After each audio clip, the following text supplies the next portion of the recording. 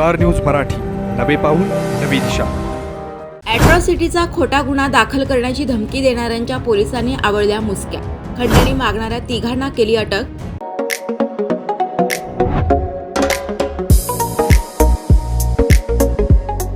तुम्हाला सध्या फॅशनच्या दुनियेतील हवे असणारी कोणतेही कपडे पाहिजेत तर मग चला विट्याला.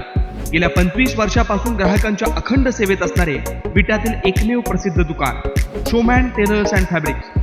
नवीन व अत्याधुनिक प्रणाली असणारे विट्यातील पहिलेच दुकान.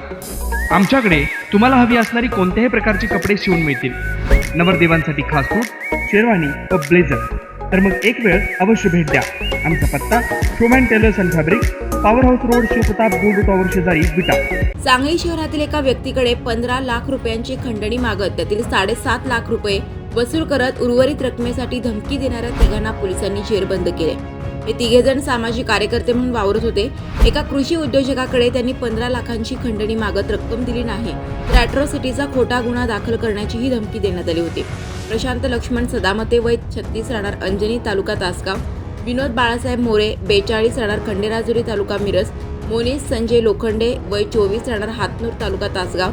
विठ्ठलराव विश्वासराव जाधव आणि लता विश्वासराव जाधव, दोघेही राहणार पायापाची वाडी, तालुका मिरज अशी संशयितांची नावे आहेत.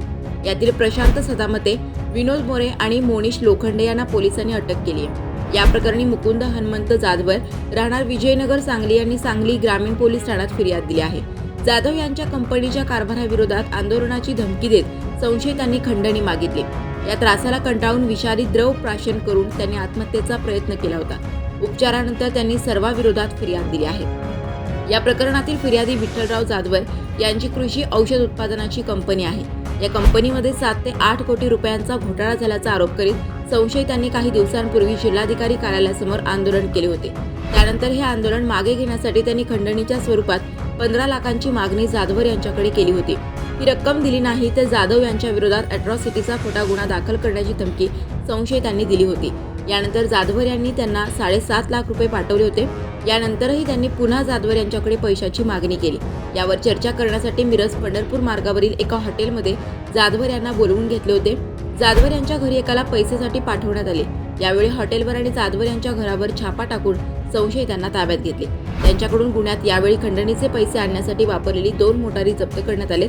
शहराचे पोलीस उपअधीक्षक अण्णासाहेब जाधव आणि निरीक्षक शिवाजी गायकवाड यांनी 2 पथके केली. सहाय्यक निरीक्षक सुशांत पाटील, प्रफुल्ल कदम, संतोष माने, मेघराज रुपनर आदींच्या पथकाने ही कारवाई केली.